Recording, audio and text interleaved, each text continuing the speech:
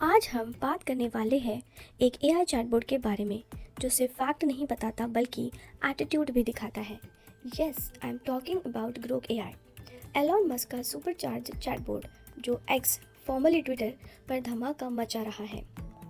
Grok के बारे में जानने के लिए इस वीडियो को पूरा देखिए और इसे लाइक, शेयर और हमारे चैनल को सब्सक्राइब ज़रूर करें। सो चलिए ग्रोक के फैक्ट को समझते हैं। फैक्ट नंबर 1, ग्रोक एआई आखिर क्या है? अगर आप सोच रहे हो कि ग्रोक एआई एक नॉर्मल चैटबॉट है जो सिर्फ सवालों के सीधे सीधे जवाब देता है, तो आप गलत सोच रहे हो। ग्रोक एआई एलॉन मस्क की कंपनी एक्स एआई ने बनाया है और इसकी स्पेशलिटी है सरकाज़म और विट। मतलब अगर आप सीरियस सवाल पूछो तो भी आपको एक क्विर्की या सरकास्टिक जवाब दे सकता है जिसमें एक फन टच होता है, जैसे कि ये। ग्रोक को मस्क की स्टाइल में थोड़ा विटी और सरकास्टिक बनाया गया है जो इसे यूनिक बनाता है। क्या आप जानते हैं कि ग्रोक से पहले कौन सा चैटबॉट सबसे पॉपुलर हुआ? इसका जवाब है चैट जीपीटी और बार्ड। चैट जीपीटी और बार्ड जैसे चैटबॉट्स काफ़ी पॉपुलर हुए थे। उनसे भी पहले एलेक्सा और गूगल असिस्टेंट जैसे वॉइस असिस्टेंट मशहूर थे, मगर ये एआई मॉडल्स उतने एडवांस नहीं थे जितने आजकल के एलएलएम बेस्ड चैटबॉट हैं। एलएलएम हम आगे डिस्कस करेंगे कि ये क्या होता है। फैक्ट नंबर 2, ग्रोक एआई दूसरे चैटबॉट से अलग कैसे है? क्या ग्रोक चैट जीपीटी, जेमिनी या बिंग एआई से बेटर है या सिर्फ एक नया एआई का हाइप है? सबसे पहली बात, Grok AI real time web access use करता है। इसका मतलब है इसका नॉलेज आउटडेटेड नहीं होता।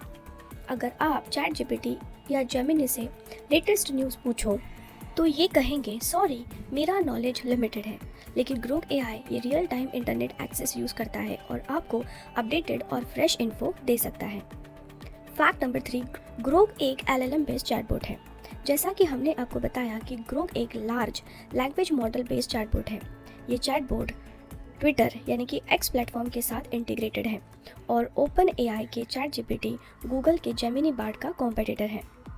एलएलएम एक आर्टिफिशियल इंटेलिजेंस एआई मॉडल होता है जो बहुत बड़े डेटा सेट्स पर ट्रेन किया जाता है ताकि ये ह्यूमन लाइक रिस्पॉन्स दे सके। ये डीप लर्निंग टेक्निक्स का यूज़ करता है जिसमें न्यूरल नेटवर्क्स के माध्यम से लैंग्वेज को समझा और जनरेट किया जाता है। पहले इसका ग्रोक 1 मॉडल लॉन्च हुआ था और अब ग्रोक 3 आ चुका है। फैक्ट नंबर 4, लेकिन जो चीज़ इसको इंटरेस्टिंग बनाती है वो है इसका रिबेलियस नेचर। एलॉन मस्क ने खुद कहा है कि ये एआई थोड़ा ब्लंट हो सकता है, डार्क ह्यूमर यूज़ कर सकता है और कभी कभी कंट्रोवर्शियल स्टेटमेंट भी दे सकता है। ये बात उसको चैट जीपीटी, बार्ड या क्लॉड जैसे एआई चैटबॉट से अलग बनाती है जो ज़्यादा फॉर्मल और पॉलिटिकली करेक्ट होने की कोशिश करते हैं। तो क्या ग्रोक बायस्ड हो सकता है? एलॉन मस्क ने यह भी कहा है कि ग्रोक एक ट्रुथ सीकिंग एआई होने की कोशिश करेगा, लेकिन एआई की ट्रेनिंग में जो डेटा यूज़ होता है उसका इम्पैक्ट उसके रिस्पॉन्सेस पे पड़ता है।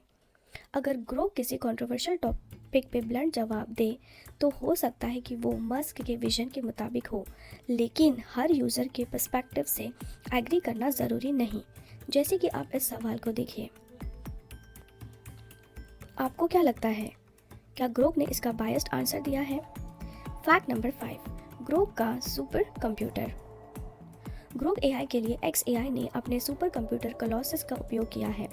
यह सुपर कंप्यूटर मेम्फिस, टेनेसी में स्थित है और इसे मात्र 122 दिनों में सेटअप किया गया था। मेम्फिस अमेरिका के टेनेसी राज्य का एक प्रमुख शहर है जो मिसिसिपी नदी के किनारे बसा हुआ है। शुरुआत में इसमें 1 लाख एनवीडिया H100 GPU का उपयोग किया गया, जिसे बाद में बढ़ाकर 2 लाख GPU कर दिया गया। यह विस्तार ग्रोक 3 को और भी ज़्यादा स्टेबल करता है। फैक्ट नंबर 6, इंडिया में ग्रोक पर क्या रिएक्शन रहा? कंट्रोवर्सी तो होनी ही थी। जब इंडियन यूजर्स ने हिंदी में कुछ सवाल पूछे तो ग्रोक एआई ने अनएक्सपेक्टेड और कभी कभी अनसेंसर्ड जवाब दिए, जिससे लोगों ने मिक्स्ड रिएक्शन दिए। कुछ लोगों के लिए एआई एंटरटेनिंग लगा, जबकि कुछ लोग बोले कि इसमें लैंग्वेज मॉडरेशन की ज़रूरत है। एलॉन मस्क ने इस कंट्रोवर्सी पर बस एक लाफिंग इमोजी से रिएक्ट किया। दूसरे एआई मॉडल सिर्फ नॉलेज देने के लिए बनाए गए हैं, लेकिन Grok AI knowledge plus entertainment दोनों देता है। मतलब अगर आप सिर्फ बोरिंग सवाल पूछोगे तो भी ग्रोक थोड़ा मज़ेदार आंसर देने की कोशिश करेगा। ये एआई आपको फैक्ट के साथ हंसी भी देता है। Fact number 7, controversy. एक यूज़र ने जब अपने बेस्ट म्यूचुअल्स की लिस्ट के लिए ग्रोक से पूछा और तुरंत जवाब न मिलने पर इनअप्रोप्रिएट वर्ड का यूज़ किया तो ग्रोक ने भी उसी भाषा में जवाब दिया। यह घटना सोशल मीडिया पर वायरल हो गई और कई इंडियन यूजर्स ने इस पर रिएक्शन दिया। इस विवाद पर एलन मस्क ने केवल एक लाफिंग आउट लाउड इमोजी के साथ प्रतिक्रिया दी, जिससे यह पता चलता है कि उन्होंने इस मामले को बहुत ही हल्के में लिया। मैटी यानी ministry of electronic and information technology, जिसके मंत्री है अश्विनी वैष्णव, मैटी ने एक्स प्लेटफॉर्म के अधिकारियों के साथ कांटेक्ट किया ताकि यह समझा जा सके कि ग्रोक भारतीय भाषाओं विशेषकर हिंदी में एब्यूसिव लैंग्वेज का उपयोग क्यों कर रहा है। मंत्रालय का उद्देश्य इन रिएक्शन के पीछे के कारणों को समझना और अकॉर्डिंगली सुधार करना है। सरकार यह जांच कर रही है कि क्या ग्रोक की रिएक्शंस भारतीय कानूनों का उल्लंघन करती है। यदि उल्लंघन पाया जाए तो क्या इस पर कानूनी कार्रवाई की जाएगी। फैक्ट नंबर 8, ग्रोक का फ्यूचर। तो क्या फ्यूचर में एआई और ज़्यादा विटी और ब्लंट होने वाला है? क्या हमें एक एआई चाहिए जो पोलाइट और प्रोफेशनल हो, या एक ऐसा एआई जो ऑनेस्ट और सैवेज हो? जो भी हो, ग्रोक एआई ने एआई इंडस्ट्री में एक नए ट्रेंड की शुरुआत कर दी है। आपके रिएक्शंस आप कमेंट्स में दे सकते हैं और इस वीडियो को पूरा देखने के लिए थैंक यू।